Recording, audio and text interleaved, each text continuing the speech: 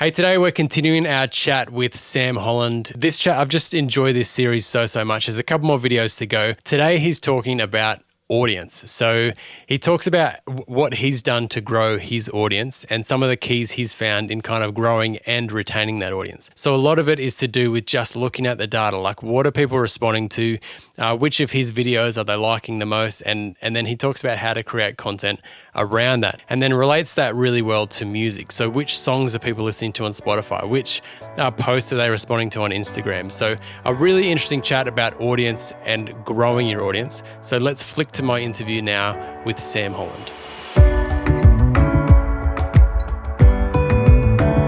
That's another thing that you can do now is look at all these stats and it tells you what your audience wants, and paying attention to, like, I used to cut corners and I probably still do a lot now, especially like with playing guitar and stuff like that. I just wanted to do what I wanted to do. I didn't care what anybody else wanted. And that's kind of what I was like with the video stuff to begin with. I was like, I'm just going to do what I want to do. And then when you see the views go down, you can either go, oh, YouTube doesn't work anymore, or whatever, or get a bit upset by it or whatever, or discouraged. Or you could go, right, well, what are the videos that did well? Why did they do well? Or the songs, why did those songs do well? People respond to those songs. So let's write something else like that. People like it, and then you get more hits. And yeah, that's a really good point. I think a lot of creative people struggle with what you're talking about there. I think if you want to make it, it's something that you need to get over, and that is like not just being able to do what you want to do. Like there's kind of this myth that all the art's gone if you're just doing it to please people. And I think there, obviously, and I'm sure you'd agree, there's definitely an element of that. Like you can sell out. But I think it's probably just stubbornness if you go, I'm just going to do what I want to do, and people either like it or they don't. Now, there's heaps of indie bands that would be doing that, and they'd be having the time of their life, and they wouldn't want to change anything, but they're probably not booking stadium tours. 100%. Yeah, I agree. But at the end of the day, if you're going off the stats based on your audience, so you know they like you already, Sure. But which one is the most popular song and why? And maybe you don't have to completely change what you do at all, but it's just listening to the feedback, I guess. And at the end of the day, there's a difference between, like, here's the classic example. YouTube was a dating platform to begin with, but nobody used it for that.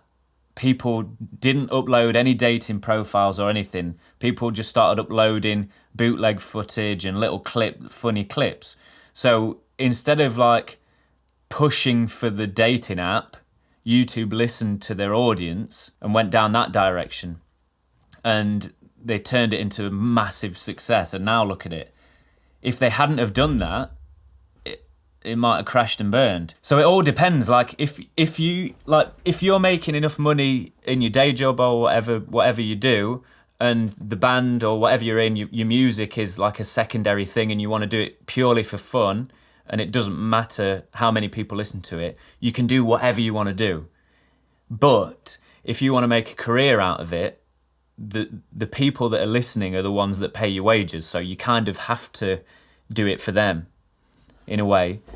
And it's that, we come back full circle, don't we? It's like, are you selling out, or are you just doing what you need to do? I don't know.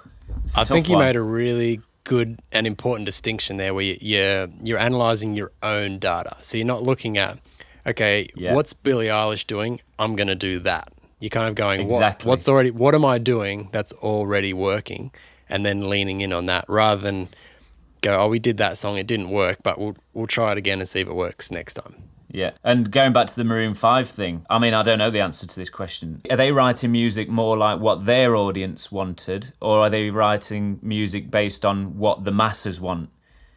And I don't know that answer, because they seem to still be pretty huge and prevalent today. So whatever they're doing is right. Is right. Yeah, I think that's true of most label artists. We really, it is a bit grey whether it's a do this or it's a I would want to do that. So I think I think Billie Eilish. I'm just fascinated with Billie Eilish. Are you a Billie Eilish fan? You know what? I don't know that many songs, but every time a song comes on from her, you know it's her, and I'm always blown away by the production. Yeah.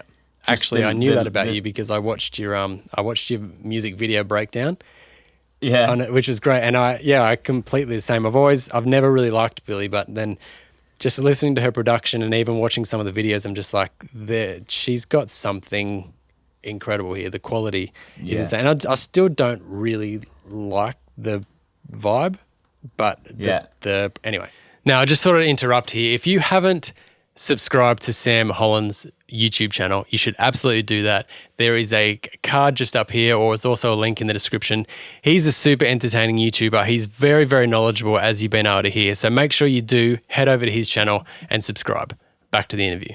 Her full circle sort of change with this from like almost dark into light is like, I'm just so fascinated to go, has she just grown up and matured, or have her marketing team said, okay, this is now where you need to be?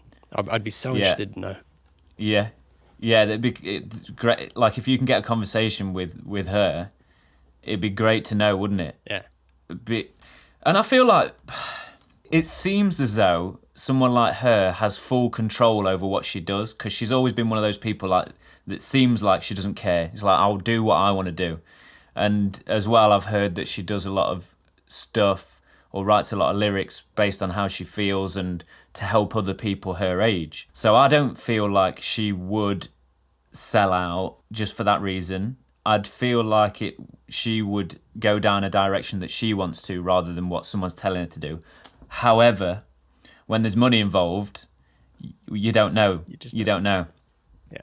But yeah, it was crazy. I was talking about her last night actually to someone else, and just her lyrics, the way she writes is just incredible for someone of her age. Like, I can't express myself very well at all. So to hear somebody of her age speak to so many people like that, it's like, wow, that's a gift, or she's worked on that. So nice one. Well, it's been a pleasure. Hey, thanks so much, Sam. I'm just getting a ton out of this. I think it's so valuable to me just to hear your insights. Knowing what you know about growing an audience has just been so helpful. To hear your thoughts about it, and for you to explain that to us has been really, really valuable to me. And I hope you have got something out of it as well. So make sure you do subscribe to his channel. Just very entertaining. He's knowledgeable, especially if you're into anything video. He has got you covered well and truly. So I've got a few more episodes coming up with Sam. We chatted about music videos. We chatted about effective use of social media. So some really good interviews coming up with Sam. So make sure you subscribe to the channel so you get notified about those. Make some music this week, and we'll talk again soon.